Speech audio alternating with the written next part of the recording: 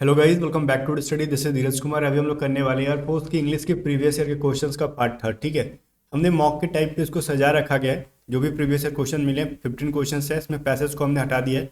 और आगे भी देखो 100% सेमी पैटर्न पे आता है, कुछ भी चेंज नहीं होता है। इंग्लिश का लेवल ईजी से मॉडरेट ही रहता है, डिफिकल्ट नहीं होता। ठीक है, और आप में से अगर कोई बच्चा टेलीग्राम चैनल पे नहीं है तो टेलीग्राम को ज्वाइन कर लो। टेलीग्राम पे सर्च करना @A to Z स्टडी, वहाँ पे कुछ इंपॉर्टेंट मटेरियल्स वगैरह देते रहते हैं हम लोग। या फिर अगर किसी की इंग्लिश बहुत खराब है, बेसिक खराब है, तो हम हमारी A to Z study app के ऊपर बैच लेके पढ़ सकता है। चाहे आप एक्स ग्रुप से हो चाहे वाई ग्रुप से हो, फर्क नहीं पड़ता। ये दोनों के लिए इंग्लिश की बैच है। जस्ट 250 रुपीज़ में आपको science and other than science दोनों की इंग्लिश की क्लास आपको मिल जाती है, जहाँ पे इंग्लिश की पेड पीडीएफ भी दे दी जाती है। और अच्छे से आपकी वोकैब की पीडीएफ मिल जाएगी, प्रैक्टिस की पीडीएफ मिल जाएगी, और क्लासेस भी मिल जाती हैं, बेसिक ग्रामर की क्लासेस, जहाँ से आपकी प्रिपरेशन बहुत ही बढ़िया हो जाएगी। ठीक है, अगर आप में से कोई बच्चा वाई ग्रुप की कंप्लीट बैच लेना चाहता है जहाँ पे इंग्लिश और रागा दोनों हो, तो 500 रुपीज़ है, प्लस 13 रुपये और लगते हैं। 513 रुपये में आप कंप्लीट बैच ज्वाइन कर सकते हो A to Z study app के ऊपर। ठीक है, बहुत कम कर दी गई है प्राइस ये। और जहाँ पे सारी पेड पीडीएफ भी मिल जाती है और टेस्ट सीरीज भी मिल जाती है वाई ग्रुप की। और इस बैच से एक बार पढ़ लो, 100% आपका एग्जाम निकलेगा ही अगर आप मेहनत करते हो तो, क्योंकि इसमें बहुत ही बीबीआई टॉपिक्स पढ़ाए जा रहे हैं। कंप्लीट नहीं हुई है, लगभग ये फरवरी एंड तक कंप्लीट हो जाएगी। ये बैच अपलोड होती है, रेगुलर क्लासेस रिकॉर्डेड बैचेज हैं। और आपको बहुत ज़्यादा हेल्प मिलेगा इस बैच से। ठीक है, आपको जब मन करेगा तब पढ़ सकते हो। उसके लिए आप ऐप को डाउनलोड कर लो। अगर ऐप यूज़ करने नहीं आता है, व्हाट्सअप करके पूछ सकते हो 7279047787 पे। या फिर किसी को सिर्फ वाई ग्रुप की टेस्ट सीरीज चाहिए तो वो भी है A to Z test pro के अंदर, जस्ट 50 रुपीज़ में। ठीक है, आ जाओ इधर। अब हम बात कर लेते हैं इधर। पहला क्वेश्चन क्या है हमारा, कॉमन एरर के 3 क्वेश्चन है हमारे पास। He was bent upon to murder him, इसके अंदर क्या एरर है? अगर कुछ एरर दिख रहा है तो एरर बताओ, अदरवाइज नो एरर आपके सामने है। आप कह सकते हो खुल के कि हाँ नो एरर है, बशर्ते कि अगर ग्रामर का आपको रूल समझ में आ रहा है कि इसके अंदर कुछ एरर नहीं है, तभी नो एरर करना, अदरवाइज -0.25 मार्क्स मिल जाएंगे। ठीक है, खिदमत में आपके। तो गाइज यहाँ पे समझना, सबसे पहले तो ये बेंट अपॉन जो है ना, इनके बाद कभी भी एक जेरंड आता है। जेरंड बोले तो V4 वर्ब के साथ आईएनजी जुड़कर आता है, तो 2 + मर्डर कहना है, गलत है भाई। यहाँ पे क्या हो जाएगा भाई, मर्डरिंग हो जाएगा। मैंने क्या बोला, मर्डरिंग। ठीक है, आपको बेंट अपॉन के साथ हमेशा आगे चल के एक जेरंड का यूज करना है, तो that is murdering. He was bent upon murdering him. ठीक है ना, तो ये चीज आप समझोगे इस चीज को, अदरवाइज खेला हो जाएगा, जैसे होते रहता है लाइफ में। करना कुछ चाहते हो कुछ जाता है, वैसे ही आप करोगे कुछ, हो जाएगा कुछ एग्जाम में। फिर है you will see the match tomorrow, isn't it. इसके अंदर कुछ एरर है तो बताओ, अदरवाइज नो एरर जिंदाबाद। ठीक है, तो बताओ इसके अंदर, सोचो थोड़ा सा, समझो इसके अंदर क्या एरर लग रहा है। देखो, मैंने आपको ये चीज़ पढ़ा रखा है ना, कि जब भी आपको ऐसा कुछ दिखे, सेंटेंस की स्टार्टिंग में विल दिख रहा है मेरे को, इसका क्या है, मॉडल वर्ब विल, तो मेरे को इसकी वो बनानी होगी, जब क्या बोलते हैं क्वेश्चन टैग बनानी होगी, तो मैं उसी मॉडल वर्ब का या फिर हेल्पिंग वर्ब के यूज से बनाऊंगा। तो यहाँ पे मॉडल कह लो या फिर हेल्पिंग वर्ब कह लो, दोनों हमारा विल है। तो मॉडल एक विल एक मॉडल वर्ब भी है और हेल्पिंग वर्ब भी है, दोनों की तरह वर्क करता है। तो यहाँ पे क्या करोगे आप, विल का विलेंट नहीं बनता, वांट बनता है। और यहाँ पे ना इजंट इट नहीं बनेगा, यहाँ पे वांट यू बनेगा। ठीक है, क्या बनेगा भाई, वांट यू। तो ये चीज़ समझ में आना चाहिए आपको। तो अगर आपने क्वेश्चन टैग पढ़ा है तो ठीक है, नहीं तो फिर पढ़ना पड़ेगा आपको बेसिक से एक बार। फिर कह रहा है I am hearing that the meeting is likely to be postponed. कह रहा है ना कि मैं ऐसा सुन रहा हूँ ना कि मीटिंग जो है पोस्टपोन्ड होने वाली है, ऑलमोस्ट पोस्टपोन्ड हो चुकी है। क्या यह सही है? तो आप कहोगे वो सब तो ठीक है, लेकिन हियरिंग का मतलब होता है सुनवाई होना। जो कोर्ट में हियरिंग होती है ना, सुनवाई जजेस करते हैं, डेट इज कॉल्ड हियरिंग। तो हियर का जो है ना, सुनने के अर्थ में भाई कभी भी हम जेरंड की तरह से नहीं यूज कर सकते हैं। तो यहाँ पे आईएनजी का यूज गलत है, तो ये प्रेजेंट कंटिन्यूअस टेंस में है, तो इसके जस्ट पहले वाले टेंस में बदल देते हैं। जब भी ये सारे वर्ड्स का अगर V4 में आ जाए, जीरेंड में आ जाए, तो जस्ट जिस टेंस में यूज है उसके जस्ट पहले वाले टेंस में यूज कर दो। तो ये प्रेजेंट कंटिन्यूअस में है, तो प्रेजेंट इंडेफिनिट में कर दो, तो ये हो जाएगा आई हियर। ठीक है, मैं ऐसा सुनता हूँ। ठीक है, सुनने में आता है कि मीटिंग जो है लाइकली पोस्टपोन्ड है, वो ऑलमोस्ट पोस्टपोन्ड होने वाली है, ऐसा कुछ कर दो इसको। ठीक है ना, चलो। फिर कह रहा है the meeting is dash because the funds have not arrive. तो मीटिंग जो हो गया ना, वो क्या हो गया, स्थगित हो गया, काहे कि फंड आया नहीं। तो फंड आया नहीं तो स्थगित हो गया, मीटिंग स्थगित हो सकता है ना। तो स्थगित का मतलब क्या होता है, पोस्टपोन। तो स्थगित को, पोस्टपोन को क्या कह सकते हैं, ये चीज बताओ। Put in, put off, put out, put away, put out क्या होता है? पुट ऑफ होता है। ठीक है, पुट ऑफ का मतलब होता है पोस्टपोन्ड हो जाना। The meeting is put off because the fund have not arrive. Correct answer हमारा बी हो जाएगा। फिर कह रहा है it is time we dash with determination. तो गाइज यहाँ पे इट इज टाइम के साथ आगे ध्यान देना, पास्ट इंडेफिनिट टेंस का यूज होता है। किस टेंस का यूज होता है भाई? पास्ट इंडेफिनिट टेंस का यूज होता है। तो पास्ट इंडेफिनिट टेंस के रूल के अकॉर्डिंग क्या होता है? सब्जेक्ट के साथ वर्ब के सेकंड फॉर्म को यूज करेंगे। तो सब्जेक्ट के साथ वर्ब का सेकंड फॉर्म कहाँ पे? Acted. It is time we acted with determination. ठीक है, हमारा ये सही है, ऑप्शन नंबर बी। आगे जाओ, 6 नंबर कह रहा है the furniture dash to be delivered today. अब देखो नाउन में आपने पढ़ा होगा, ये फर्नीचर जो है ना कभी भी प्लूरल फॉर्म में नहीं यूज होता। फर्नीचर्स लिखना भी पाप है, फर्नीचर के साथ आर लिखना वो तो महापाप है। तो फर्नीचर एक तरीके से अनकाउंटेबल नाउन की तरह यूज होते हैं, और अनकाउंटेबल का मतलब कि वो सिंगुलर नाउन की तरह यूज होंगे।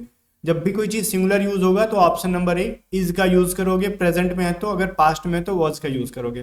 तो वाज हमारे पास तो है नहीं, तो ये इज का यूज करो, बिकॉज ऑफ हमने यहाँ पे पैसिव बना रखा है, इज टू बी डिलीवर्ड। ठीक है ना, तो पैसिव वॉइस में इसको लिखा है, तो इज यहाँ पे सही आंसर है। 7th नंबर क्वेश्चन कह रहा है one who lives alone, one word substitution बताना आपको। तो जो अकेले रहता है उसको क्या सेंट कहते हैं, संत कहते हैं, या फिर ज्ञान? ज्ञान का मतलब क्या होता है? बहुत बड़ा। ठीक है, ये है प्लेंटिव कहते हैं या फिर रिक्लूस कहते हैं, क्या कहते हैं उसको? देखो जो अकेले रहता है उसको एकांतवासी कहते हैं, और एकांतवासी को इंग्लिश में हम लोग क्या कहते हैं? रिक्लूस। ठीक है ना, चलो।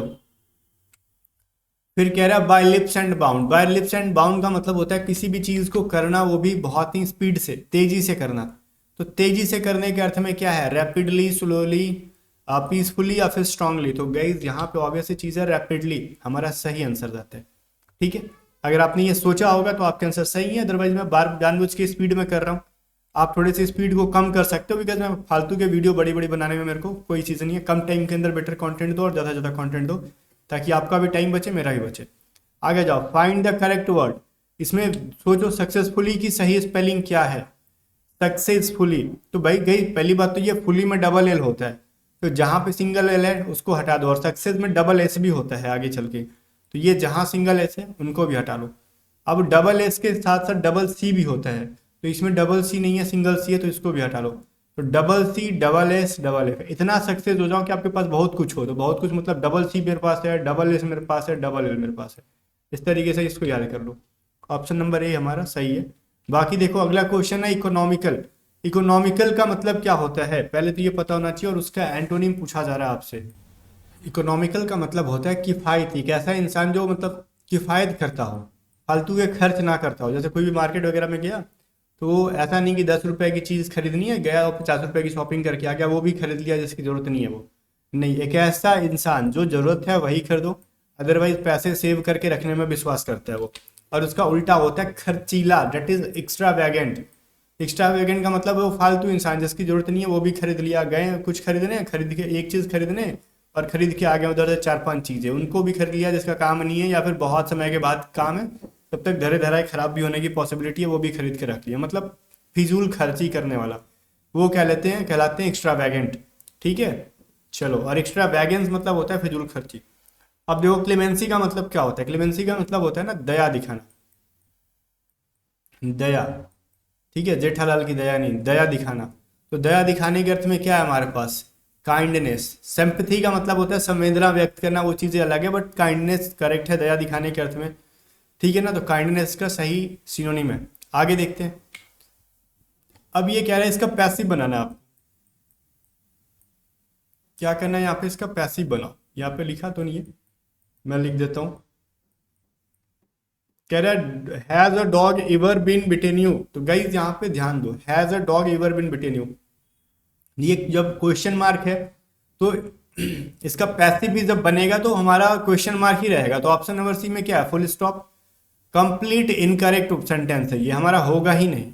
अब बचा ए बी एंड डी। तो गाइज यहाँ पे हैज से और या फिर हैव से किससे स्टार्ट करें? यहाँ पे हमने हैज स्टार्ट किया बिकॉज ऑफ अ डॉग। यहाँ पे डॉग हमारा सब्जेक्ट है, तो मैंने यहाँ पे इसके लिए हैज यूज किया। लेकिन हमारे जब यू यहाँ पे क्या है भाई? एक्टिव में हमारा वो है, सब ऑब्जेक्ट है, तो पैसिव में हम उसको सब्जेक्ट बनाएंगे। तो यू जब हमारा सब्जेक्ट बनने की कोशिश करेगा तो यू के साथ क्या आता है? हैज की हैव। तो ऑब्वियस सी चीज़ है हैव आएगा तो हमारा ए भी कट हो गया, हम ए को यूज़ नहीं कर सकते। तो बचा हैव यू, इवर बिन और इवर बिंग। अब ये बिंग कहाँ से आ गया, हैव के साथ तो बिन लगता है ना, बिंग थोड़ी लगता है। बिंग का यूज तो कंटिन्यूटी को शो करता है, is being, was being, were being, are being, इनके साथ लगता है। ठीक है, तो हम यहाँ पे हैव के साथ बिंग का यूज नहीं कर सकते भाई। तो have you ever been bitten by a dog, correct answer option number B है।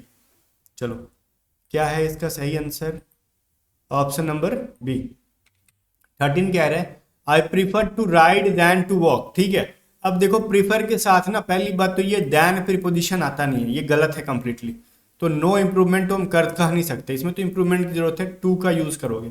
अंडरलाइन वाले में बताना है क्या गलत है, तो यहाँ पे टू का यूज करोगे। अब टू में भी क्या यूज करें, टू राइड टू वॉक। तो गाइस यहाँ पे अगर मैं दैन का यूज कर नहीं सकता प्रीफर के साथ, तो यहाँ पे मैं टू कर दूं और ये पहले भी टू है और इसके बाद में भी टू है, तो टू वॉक तो गलत हो जाएगा, गलत हो जाएगा बिल्कुल भी कहना। तो ऑब्वियस चीज़ है, अब मेरे को इसमें और सुधारना होगा। मेरे पास बचा ऑप्शन सी नहीं हो सकता बिकॉज जिसमें दैन है, डी तो होगा नहीं। तो ए और बी में क्या करें, अब राइड टू वॉक कर दो, ये कहना गलत है। जब भी प्रीफर के साथ देखो दो नाउन जुड़कर आ रहे हैं, दो वर्ड, तो वो नाउन के तरह से आएंगे। और नाउन क्या होता है भाई, राइड एक तरीके से क्या आ रहा है हमारा, वॉक क्या आ रहा है हमारा, एक तरीके से वर्ब की तरह यूज हो रहा है। मेरे को प्रीफर के साथ नाउन ऐड करना होता है। ठीक है, तो राइडिंग टू वॉकिंग करो। अब जब हम आईएनजी लगा देते हैं ये बन जाता है एक तरीके से नाउन। ठीक है, तो हमारा ये नाउन की तरह वर्क करेगा। तो जब भी प्रीफर के साथ टू लगे के दो वर्ड आगे पीछे आ रहे हैं, लग रहा है आपको कि वो वर्ब है, आपको ऐसा फील हो रहा है कि वो वर्ब है, लेकिन एक्चुअली वो नाउन बनाना होता है।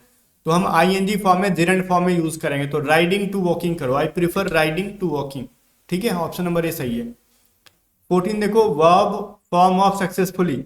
सक्सेसफुली का हमको वर्ब चाहिए, तो गाइज यहाँ पे सक्सेसफुली क्या है, एक एडवर्ब है। ठीक है, सक्सेसफुल क्या है हमारा, एक एडजेक्टिव है। सक्सेस क्या हमारा नाउन है, सक्सीड क्या है हमारा एक वर्ब है। तो हमको क्या खोजना है, वर्ब, तो सक्सीड हो जाएगा ना option number B. Succeed, succeeded बनता है ना इनका V2 V3, सक्सीडेड। तो हम वर्ब का ही V2 V3 बना सकते हैं। सक्सेसफुली मतलब फुली में क्या करता है, सक्सेस से मतलब सक्सेस में ईडी नहीं लगा सकते। सक्सेसफुल में आपने ईडी लगा हुआ नहीं देखा होगा, बट सक्सीडेड में आपने देखा होगा सक्सीडेड होता है। तो correct answer option number B है हमारा। 15 नंबर देखो, कह रहे हैं द रशियन वांटेड। अब रशियन देखे खुश नहीं होना, पहले इसका आगे देखो। द रशियन वांटेड, अब रशियन वांट क्या चाहते थे भाई। अब बहुत सारे लोग कहेंगे ना वांटेड टू टेक द कर दो। ठीक है, आपने ऐसे से सोच लिया because I want to do something, ऐसे हम लोग बोलते हैं। तो वांट के साथ टू लगता है, सही है, बट क्या हम ऐसे यूज कर दें, सेंटेंस पूरा पढ़ेंगे तो समझ में आएगा, ऐसे से यूज नहीं हो सकता। रीजन तो कहना the Russian wanted to take the place of Polish language. अब वो किस मतलब पुलिस लैंग्वेज के जगह, मतलब जो पोलैंड की लैंग्वेज है उसकी जगह पे किस चीज को प्लेस करना चाहते थे, आगे मेरे को ये चीज जिक्र होना चाहिए, देन मेरे को ये सेंटेंस आएगा।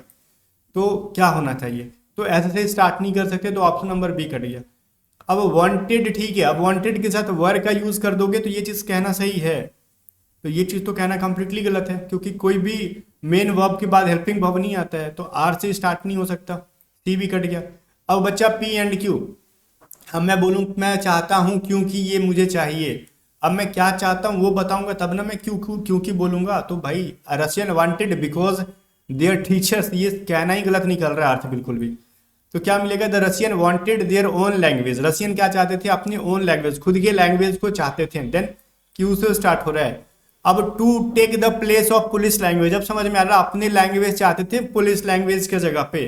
ठीक है, to take the place of police language मतलब पुलिस लैंग्वेज की जगह पे वो अपने लैंग्वेजेस को चाहते थे। ऑप्शन नंबर ए में है, क्यू आर एस से स्टार्ट होने वाला। ठीक है, ऑप्शन नंबर ए हमारा सही है बिल्कुल भी। बाकी यहाँ पे कमेंट करके बताओ कितने क्वेश्चंस के आंसर आपने सही किए। जाने से पहले फिर से आपको बैचेस के बारे में मैंने बता दिया, आपको A to Z study app को डाउनलोड करो। जो बैचेस आपको इनरोल होना है फटाक से होकर कम टाइम के अंदर बेस्ट प्रिपरेशन के लिए सारे बैचेस आपको बहुत हेल्प करेंगे। अगर वाई ग्रुप में आते हो तो इसमें इंग्लिश भी पढ़ाया जाएगा, रैगा का मैथ, रीजनिंग, इंग्लिश सब पढ़ाया जाएगा, और इंग्लिश वाले में सिर्फ इंग्लिश पढ़ाया जाएगा एक्स ग्रुप के लिए वो स्पेशली। तो गाइस जो भी बच्चा है अगर कम टाइम के अंदर ज़्यादा से ज़्यादा तैयारी करना चाहता है और अपने कहीं से प्रिपरेशन कर भी रहे और वहाँ पे मटेरियल बेस्ट नहीं मिल रहा है, तो आप इस बैचेस में ज्वाइन कर सकते हो। प्राइस मैंने लो कर दिया और मैं गारंटी देता हूँ जो बच्चा पढ़ के जाएगा खुद एग्जाम के बाद देखेगा कि सेम टू सेम बहुत सारे सेम कॉन्सेप्ट पे एग्जाम में ऑलमोस्ट सारे क्वेश्चन सेम कॉन्सेप्ट पे ही आए होंगे आपके एग्जाम में। इसकी गारंटी ले रहा हूँ क्योंकि मैं कम टाइम के अंदर और कम से कम चीज़ें और बेटर से बेटर चीज़ें देता हूँ ताकि बहुत ज़्यादा बर्डन ना हो और आप पे कम टाइम के अंदर कैसे प्रिपरेशन करना उसकी कंप्लीट आइडिया लग जाएगी इस बैचेज में। और इसमें बहुत सारी क्लासेज अभी ऐड हो ही रही हैं, कंप्लीट अपलोड नहीं है, अपलोड हो रहा है। तो फरवरी एंड होने से पहले पूरी अपलोड हो जाएगी। ठीक है, तो जाओ इस बैच में इनरोल करो और अपनी प्रिपरेशन को बूस्ट करो और कम टाइम में बेटर प्रिपरेशन करो। मॉक टेस्ट भी है, मॉक टेस्ट भी लगाओ।